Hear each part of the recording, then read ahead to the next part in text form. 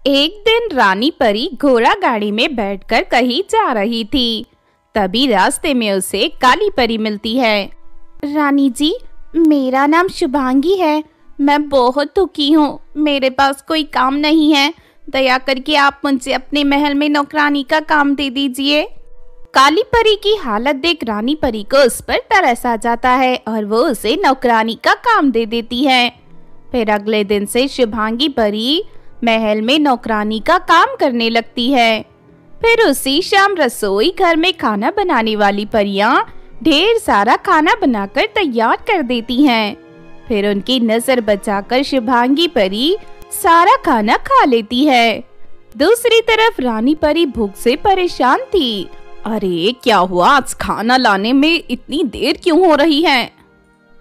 रानी जी, हमने थोड़ी देर पहले ढेर सारा खाना बनाकर तैयार किया था, लेकिन पता नहीं अचानक सारा खाना कहाँ चला गया। अरे ये कैसे हो सकता है? आज तक इस महल में ऐसी कोई घटना नहीं हुई। खैर, इस बारे में बाद में सोचेंगे, पहले जाओ मेरे लिए खाना बनाओ। उसके बाद वो सभी परियां दोबारा ढेर सारा खाना बनाकर रानी परी के सामने रख देती हैं। लेकिन अगले दिन से शुभांगी परी रोज महल से खाना चुराकर खाना शुरू कर देती है। फिर आखिरकार रानी परी और दूसरी परियां तंग आ जाती हैं। ये कैसे हो सकता है? रोज रोज खाना कैसे गायब हो सकता है? मुझे सच्चाई का पता लगाना होगा। फिर एक दिन रानी परी रसोई घर में कैमरा लगा देती है। दूसरी तरफ जब शुभांगी परी खाना चुराकर खाने लगती है तो उसके सारी हरकतें कैमरे में रिकॉर्ड हो जाती हैं। अच्छा, तो ये शुभांगी की बच्ची सारा खाना चुराकर खाती है। अब मैं इसे नहीं छोड़ूंगी। उसके बाद रानी परी नाराज होकर शुभांगी को काम से निकाल देती है। लेकिन शुभांगी परी देश में मौजूद दूसरी परियों के घर से खाना चुराकर खाना शुरू कर देती है। धीरे धीरे पूरे परिदेश में ये बात फैल जाती है कि एक काली परी सबके घर में खाना चुराती है।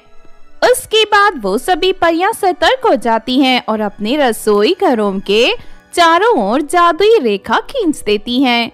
शुभांगी परी जब भी रेखा को पार करने की कोशिश करती तो वहां आग जलने लग जाती थी।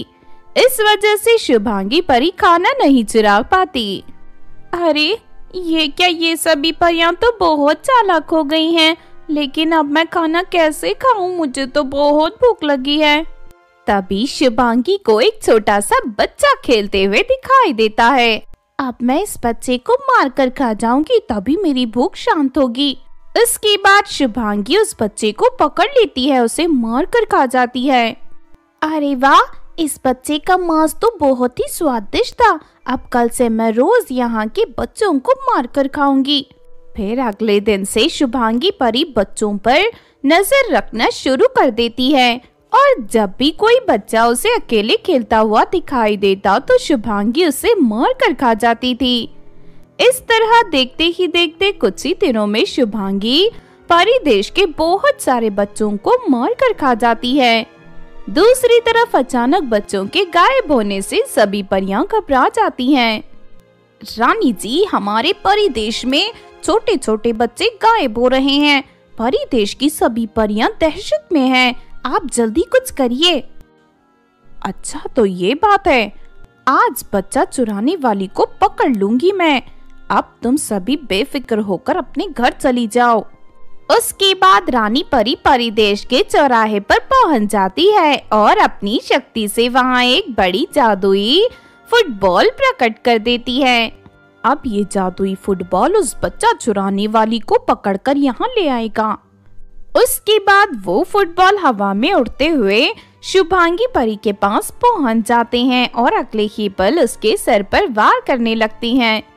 ये देख शुभांगी घबराकर वहां से भागने लगती है, लेकिन तभी उस फुटबॉल से बड़ी सी रस्सी बाहर निकलकर शुभांगी को जकड़ लेती है और इसके बाद वो फुटबॉल शुभांगी को हवा में उड़ाकर रानी परी के सामने ले जाती हैं। अच्छा, तो बच्चों के गायब होने के पीछे तेरा हाथ है। अब मैं तुझे नहीं छोड़ूंगी। फिर रानी परी अपनी तलवार निकाल लेती है, लेकिन अगले ही पल शुभांगी के शरीर से एक खतरनाक चुड़ैल बाहर निकल आती है। अरे इससे पहले कि ये रानी मुझे जान से मार दे, मुझे यहाँ से भाग जाना चाहिए। चुड़ैल को देख रानी परी और वहाँ मौजूद सभी परियों की आंखें फटी की फटी रह जाती हैं।